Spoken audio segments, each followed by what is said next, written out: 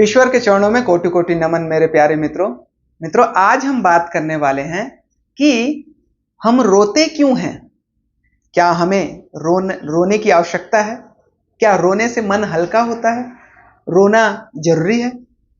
और हमें रोना क्यों आता है? ये सारी बातों को आज हम करेंगे। तो चलिए शुरू करते हैं। तो रोना जो है या जो क्राइंग करना होता है, क्राइंग करना तो ये मनुष्य कब करता है? जब वो सबसे ज्यादा दुखी रहता है, ठीक है, या वो सबसे ज्यादा खुश होता है, खुशी के भी आंसू होते हैं, दुखी के भी आंसू होते हैं, या फिर कोई मतलब जो है आंखों में कचरा आ जाता है तब पानी निकलता है ना, या मिर्ची आ जाता है तब पानी निकलता है, या फिर आप प्याज काटते समय रोते हैं, है ना। तो बहुत सारी बातें हैं, लेकिन दो कारण सबसे ज्यादा होती है। सबसे पहला, या आप दुखी हैं तब रोएंगे, या बहुत खुशी हैं तो खुशी के आंसू होते हैं। तो ये जेन्युइन है। लेकिन जो प्याज काटने वाला है ये ऑर्डिनरी है, या आंखों में कुछ चुभ गया, या धूल घुस गया, या रोना, ये एक रीजन के विपरीत है। लेकिन यहां पर जो है हम यहाँ पे बात कर रहे हैं कि हम दुखी पर क्यों रोते हैं और खुशी पर भी क्यों रोते हैं। क्योंकि खुशी के आंसू भी होते हैं, बहुत खुश होने की वजह से भी कभी कभी हम रोते हैं। वो मोशन जो इमोशनल जो है हम हो जाते हैं इमोशनल। तो यहां पर जो है सबसे बड़ी बात, क्या हमें रोना चाहिए? क्योंकि ब्रेन के हिसाब से जब हमारे साथ सिचुएशन जैसा होता है तभी हम रोते हैं। तो क्या हमें रोना चाहिए? तो मैं यहां पे बोलूंगा कि किसी भी कारण को देखे बिना कभी भी आपको रोना नहीं चाहिए। अब बोलेंगे कि कोई आपका साथी जो है डेथ हो गया, किसी मतलब आपके जो फ्रेंड सर्कल में डेथ हो गया, घर में डेथ हो गया, या किसी भी रिश्तेदारों का डेथ हो गया, तो आप ये सोच करके देखिए, रिश्तेदारों में किसी का डेथ हो जाने से आप रोते नहीं है, क्यों? और आपके घर में अगर किसी का डेथ हो गया, मम्मी पापा भाई बहन पत्नी बच्चे, किसी का, आप रोएंगे क्यों? क्योंकि नजदीकियां ज्यादा है। तो रोने का सबसे बड़ा कारण है कि हमसे दूर होना, मतलब जो नजदीकियां हैं हमसे दूर होना, दूर होने की वजह से भी वो रोते हैं कि अब वो मेरे साथ नहीं रहेगा। उसकी यादों में रह करके रोते हैं, उसको याद कर करके रोते हैं। तो मैं ये बताना चाहता हूं कि कुछ लोग जो है एक दूसरे का मजाक भी उड़ाते हैं, उतना समय भी लोग रोते हैं, दुखी होने की वजह से भी रोते हैं। तो मैं इस बात को मानता हूं कि परिवार में कोई एक्सपायर हो जाए, डेथ हो जाए, या किसी कारणवश जो है उसको रोना आ जाए, तो वो बेझिझक रो सकता है। वो अपना शोक वहां पे दे सकता है, शोकित हो सकता है। इससे क्या है, आदर मिलता है कि हम उसे प्रेम करते हैं बोल करके हम उससे रो रहे हैं, है ना। लेकिन ज्यादातर रिश्तेदारों में हम रोते नहीं है। हम हमारे घर के कुछ सगे होंगे तब रोएंगे हम, है ना, घर का होगा तो। और रिश्तेदारों के में नहीं रो सकते, चाहे वो आपका चाचा मामा या कोई रिश्तेदार भी क्यों ना। लेकिन अगर आपके फैमिली में आपके माँ बाप, आपके भाई बहन, किसी को कुछ होता है तब आप रोते हैं। तो यहां पर रोने का भी बहुत नजदीकियां होना पड़ता है, बहुत ज्यादा। लेकिन कोई आपको कुछ बोल दिया तो आप रो रहे हो, कोई आपको बदनाम कर दिया तो आप रो रहे हो। मतलब फालतू चीजों के लिए बार बार ना रोएं।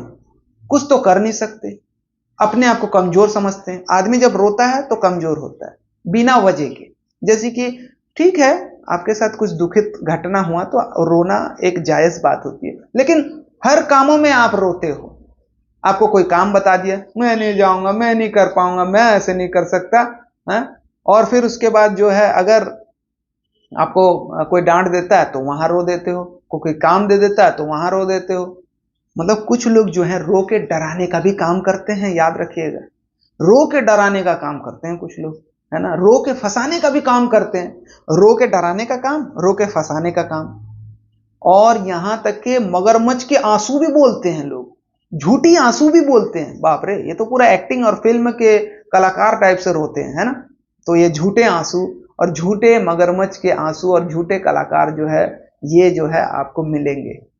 तो जो झूठे आंसू या जो मतलब मगरमच्छ के आंसू, ऐसे लोगों से तो बच के रहो, क्योंकि वो रो रो करके आपसे काम करवाएंगे, आपको इमोशनल ब्लैकमेल करके वो आपसे काम करवा सकते हैं। रोना एक हमारा बॉडी का एक प्राकृतिक क्रिया है।